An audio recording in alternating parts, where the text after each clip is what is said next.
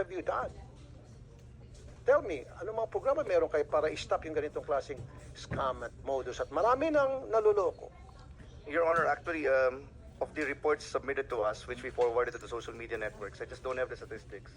But there are numerous number of URLs. Wala lang ako number ngayon, but it's more than 500. I You know guess. what? You haven't done nothing for me as far as I'm concerned.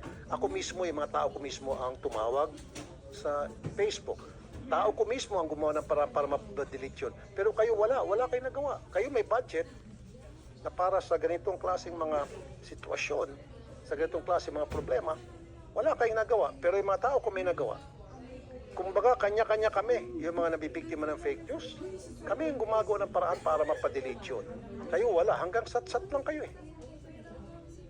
Hanggang programa kayo and then ask budget and then come up with this program, etc. But you're not doing anything.